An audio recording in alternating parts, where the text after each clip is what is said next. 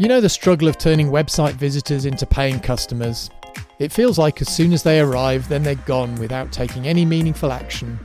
It can be disheartening, especially when you know your business has so much to offer them.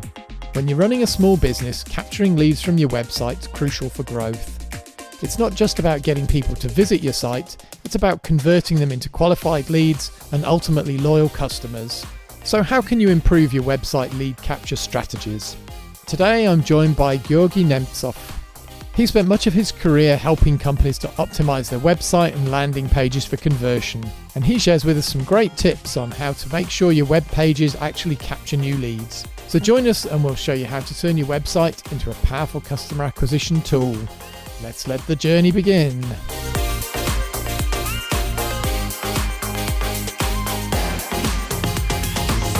Hi there and welcome to the Authentic Marketing Podcast in association with Demodia, where we give you actionable advice and help you to create marketing that works. I'm your host, Simon Harvey, and I'm joined by my co-host, Daniel Kleber. Hi there, Daniel. Hello, Simon, and hello, listeners.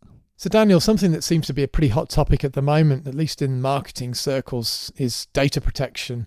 I watched Apple's recent events and announcements, and I'm seeing companies like that making some really good and strong moves to limit the amount of data that developers and advertisers are able to collect through apps or other tools. The other thing relating to that has been a lot of stuff happening on the legal side in recent years.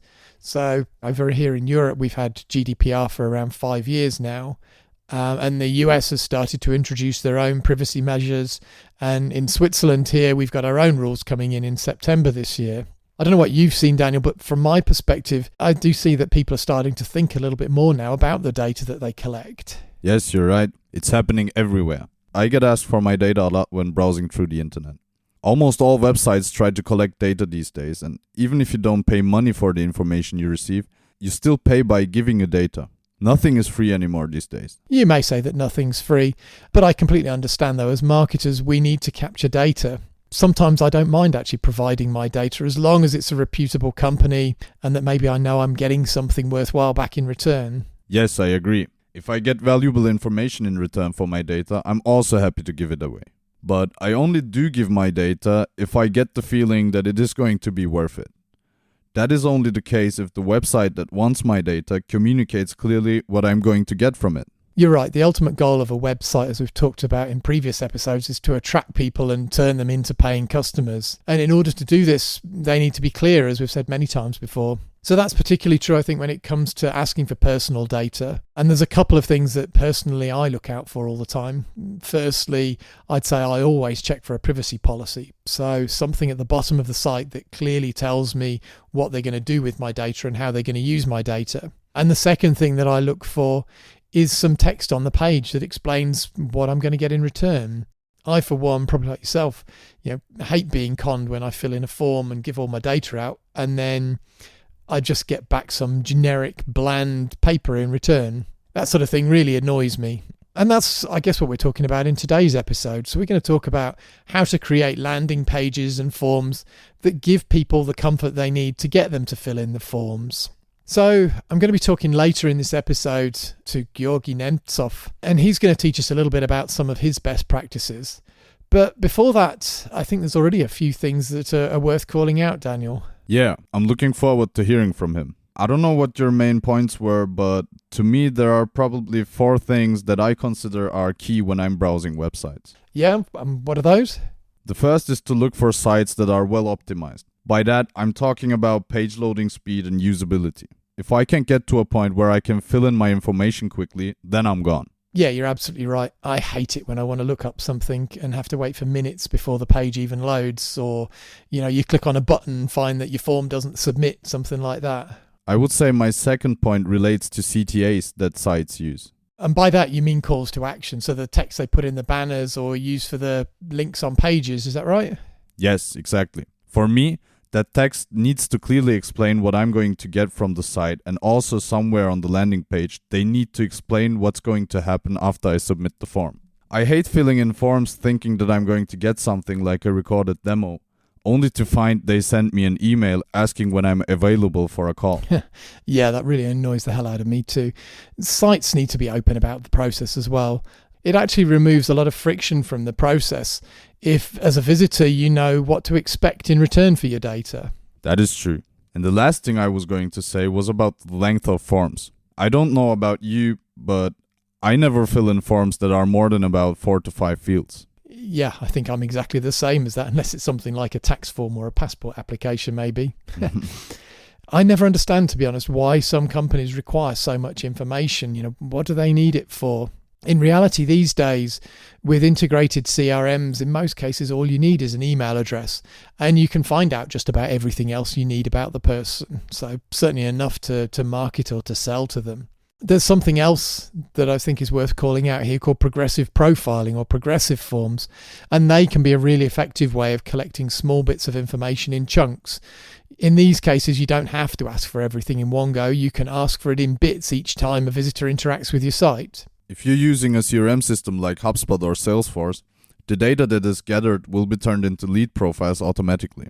You can use those leads to do customer segmentation and target different audiences. Precisely. So you don't need to capture all of that sort of stuff directly within one form. It's much better to capture it in small chunks or to use the data systems behind the scenes to actually pull in some of that information from other third-party sources. So anyway, earlier in the week, I had the chance to sit down and speak with Georgy Nemtsov. So he's been working in the field of lead conversion optimization for many years now.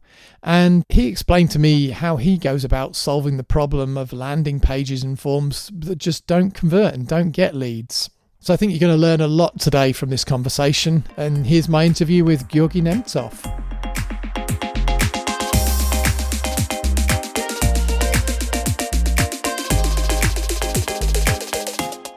Cool. So, if we get going, maybe you can start off by giving us a brief introduction to who you are and what you're doing. Yeah, Simon, it's a pleasure. Well, I have background in digital product design. I've designed quite a few products, and there's a notable number, of them being successful. That's kind of what I'm kind of proud of. And then during my pursuit of designing and developing successful digital products, I had to become good at marketing because I somehow view marketing as an integral part of what a product is. For example, I don't even jump designing a product without knowing how to market it, without knowing how to sell it. That's what I do. I help startups design products, successful products. I teach them how to design successful products, and I help them do it in practice. And then for larger companies, for established companies, we also help them improve the conversion rate of their marketing pages. Okay. So that's kind of in a nutshell. So it's a little bit more than just doing sort of basic website conversion optimization in there as well, if you're doing sort of products and UX type things around that as well. Yeah, I think to be able to do successful marketing, you have to understand products. Ultimately, you have to understand people, for both. You have to understand why people buy and why people use products in order to design products and being able to market them. It's all connected for me. I really view product and marketing as one type of interconnected yin-yang type of construct. Yeah, no, that's very true. So on the episode today, we've been talking so far about how to optimize landing pages and optimize your website, I guess, for lead capture and lead conversion. So from the work that you've done, what's some of the key things that people should think about when they're creating landing pages, when they've got to think about sort of optimizing leads in there? What are some of the key primary things? Yeah, well, I think the basic thing that they should keep in their minds at all times somehow is that conversion is a matter of some sort of return on investment calculation, or cost benefit analysis, if you want. Like if what you're asking from them is kind of less than what you're giving them, they're going to convert. It's kind of as simple as that. Yeah, there needs to be a value in there. Yeah, absolutely. So the first thing they should ask themselves is, am I asking too much? Am I not asking too much anyway? So, and the second question is, am I giving enough for what I'm asking? Let's say. So this is something which we noticed that people kind of forget. They're not really aware of that. They have their targets. They have their processes. There's also this list of best practices and essential page elements and things like that. But they often just simply ask too much. So by that, you sort of mean that, you're giving away your offer behind the scenes has a certain implicit value to somebody. It helps them with a certain business problem that they've got, for example, inside there, or it gives them some specific advice or a formula or something like that they need. And what you're saying is that they're weighing up in their mind basically the cost of having that versus filling in so many fields on a form. And so the less fields they've got to fill in. Yeah, for example. Yes, absolutely. I mean, it's not a conscious process, but the brain's definitely doing it. So, and by the way, by cost, I don't mean just how lengthy a form is. That's actually quite a common thing we encounter, lengthy forms, but also how easy the content is to process, let's say, how easy the page is to navigate. Okay, yeah. Yeah, so basically there's this cognitive cost of processing a page, Let's say how much text is there on the page, how is it organized? Like a common thing we see is multi-column layouts, on landing pages, which are normally landing pages for some campaigns. So they typically put a whole bunch of text on the left and a lengthy form on the right. Yeah. And some very vague title, could be also long title. And you land there from some very attractive campaign, probably from like a single image and a single sentence. Yeah. Normally from some social media, let's say. And then you're confronted with this whole bunch of information and you're wondering like where to start, processing this page. Yeah, makes sense. I've seen those before, yeah. Yeah, for example. So yeah, actually optimizing the cost, let's say, because at the end of the day, I think to optimize a page for conversion, you have to lower the cost and boost the perceived benefit, let's say. So what might be some suggestions that you have for how people can increase the value of this in the people's eyes or lower the cost in people's eyes? Yeah, I mean, use simpler layouts, let's say. Use single column layouts. That's one of our principles in a way. People perceive better, easier, linear stories. I mean, that's how we watch movies. Even if there are multiple storylines in a movie, we'd still watch them consecutively, So try not to confront people, especially in the beginning, that is, with multiple columns. That's kind of one of our rules, number one, somehow. Okay. That's one thing. And then make sure, for example, that the first thing they see is very simple, very focused, very value-oriented somehow. Yeah. So your header at the top of the page, that exactly. is very much so and also yeah, absolutely. Basically, the headline, let's say, it has two purposes in our view. It should give you enough reasons to continue, let's say. It should get you interested enough, curious enough to continue with the page, to stay on the page, more than like 2 seconds or 5 seconds.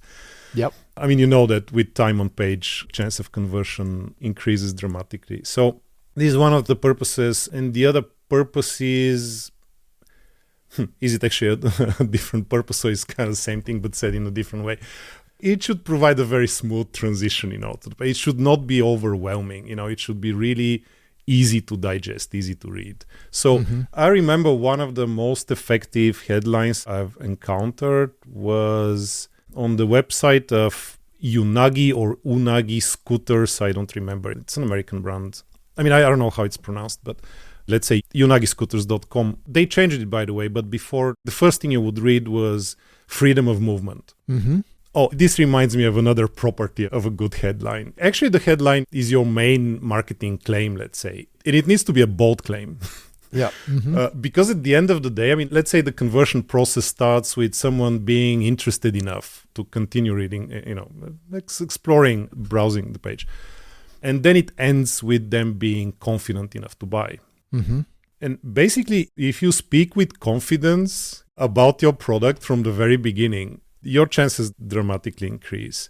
Let's say we think about it as the third element, in the conversion formula.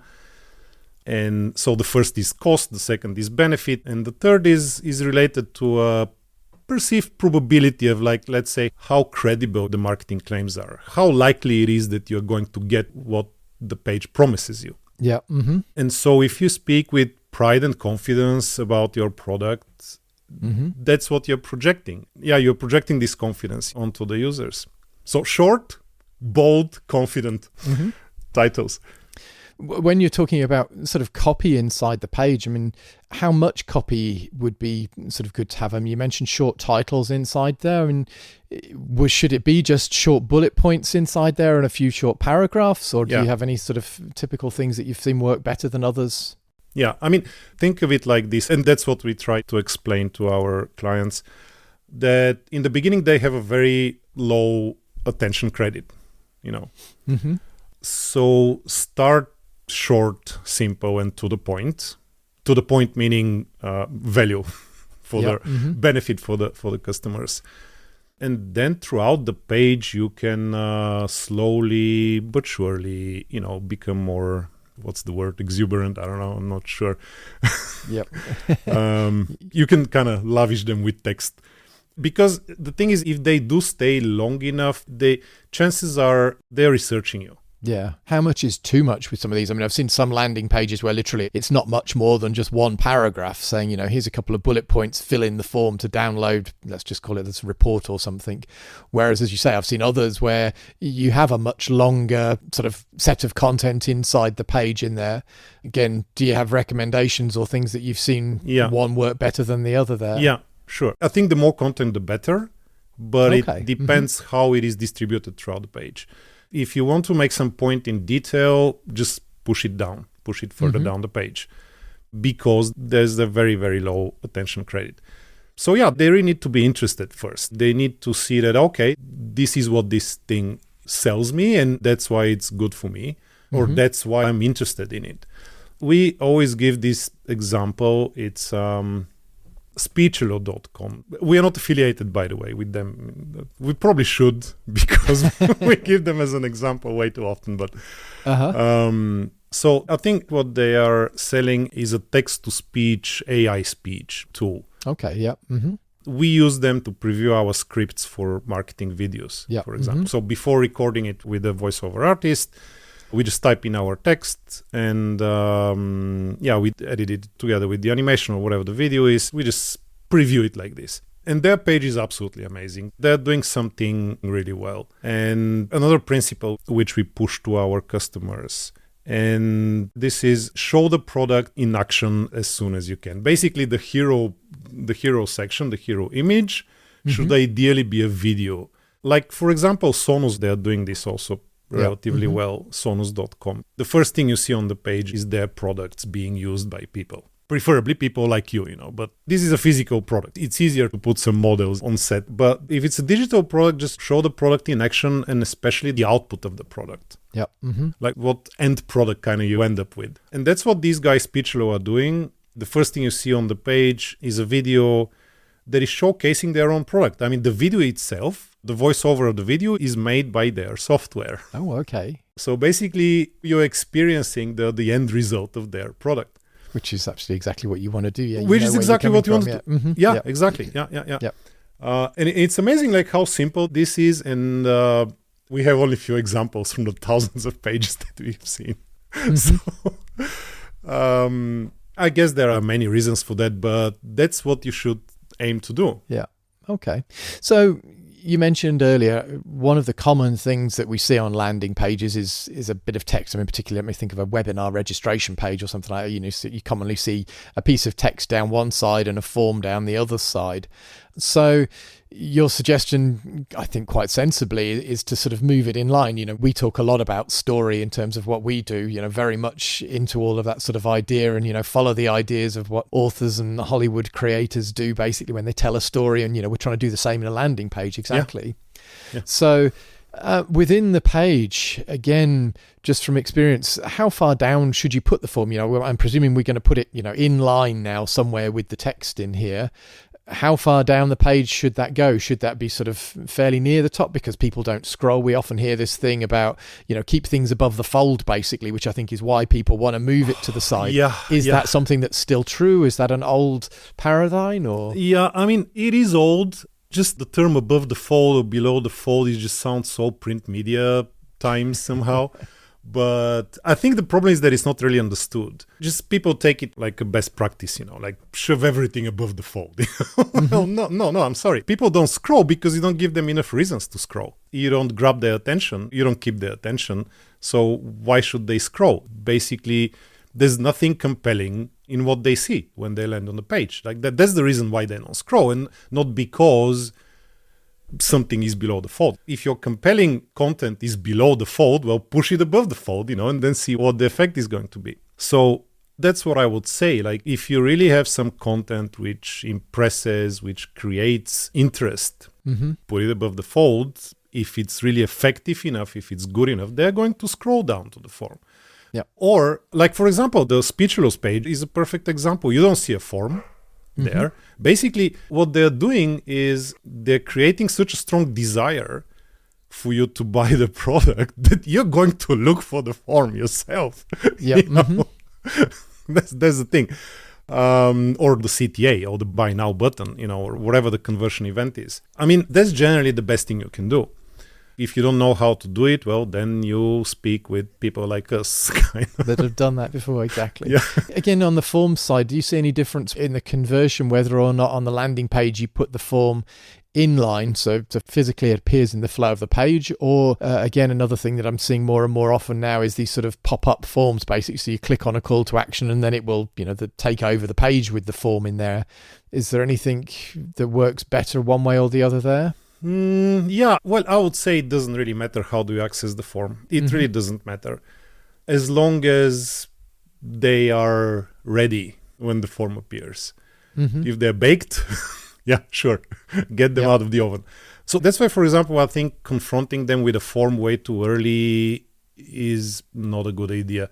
It's not like, yeah, okay, they're not going to scroll down, but they're not going to fill in and submit the form either. So, like, I would say you can even ignore the scrolling behavior for now. I mean, if the page is not converting, experiment with ordering the content, let's say, but like, I don't know. Anyway, trying to push the form above the fold is a misguided, I think, effort to improve the situation. Okay, makes sense. So, yeah. Cool. Good. Well, George, I think we're running up to time now. It's been great to have a chat with you. So yeah, thanks very much for joining us today. Oh, you're welcome. It was a pleasure, definitely.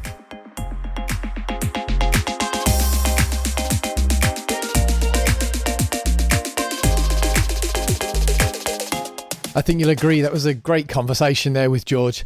Thanks, George, for spending time with me. It was really appreciated. I learned so much from that conversation. And one thing in particular, which actually quite surprised me, was not putting the form next to the text at the top of your landing page.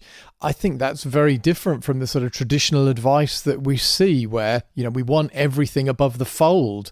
But I think, things are changing, times are changing now, and people are prepared to scroll, and it is about not confusing people. George's comment was absolutely fantastic in there. Keep it simple, keep it aligned with what they're talking about, and as you go down through the page, build that journey and take them to the next element in there. So that's definitely something that I'm going to be doing when I sort of get back to the office, and I'm going to try that out on our own website in the coming weeks and see what happens there. So if, like me, you've learnt a lot from that interview, you're going to be pleased to hear that George will be back with us again next week, and you can hear the second part of my interview with him in the next episode. So if you're having problems setting up your website or optimizing it, then you can hire an authentic engagement coach. Just go to demodia.com to hire a coach that will show you how to increase the effectiveness of your website and give you an easier way to grow your business. So how about something now to take away and do for yourself here? Today, what I want to do is actually very simple. It's something that's only going to take you a few minutes to do, but I've got to be honest with you, it's probably going to be one of the biggest things that you do that's going to have the most significant difference to the conversions on your landing pages. What I want you to do is to go and read the copy on each of your landing pages or your main web pages and make sure that it clearly explains the value that your visitor is getting by completing your form. That's something that George mentioned in here. It's all about making sure people understand the value of what they're going to get. That reduces friction more than anything else. When you read your landing pages, if it's not completely clear what somebody is going to get when they're down there, and I don't mean technically what they're going to get, i.e. they're going to get a white paper, but what they're going to get out of that, what the value is that they're going to get out of this thing that they download or this thing that they fill in to get the form to get access to, then I want you to go through the text on that landing page and I want to update it until it's completely clear what that value is. Your mum should be able to read that page and know exactly what she's going to get out of it and exactly what value she's going to get from that. So to help you out, you can be using, and you should be using, your talking points from your brand script here to make sure this is absolutely clear. There's 2 points I typically tend to pick up on when I'm going through and doing this exercise. The first of them is the problem. If you're relating to the problem, they can understand that problem and they can say, oh yeah, this is the solution to that problem. They can feel that. The second thing that I tend to pull out from these scripts is the transformation. So again, once they've downloaded this asset or filled in the form and started a trial or whatever it is that they're getting out of completing that form, this is how it's going to transform their world. So I'd suggest when you're going through this, start with the pages that you're paying for. You're paying for traffic to those pages, whether it be coming from social media ads, whether it becomes from keyword adverts on Google or something like that. And you want to make sure you're getting value out of those pages. So go through those first and start a few tests inside there, change that and see how that impacts the conversions that you're getting on those pages. It might seem overwhelming at first. There's definitely going to be a lot to do in there, but I promise you, making sure that you show and offer the value on those pages and make sure that's communicated clearly, it's the single biggest thing that's going to make the difference to conversions on your landing pages. So that's all for today's episode of the Authentic Marketing Podcast. Thank you as ever for listening, and don't forget to bookmark the podcast and share it with your friends and colleagues. We love to share our knowledge so that we can make your business succeed. See you next time.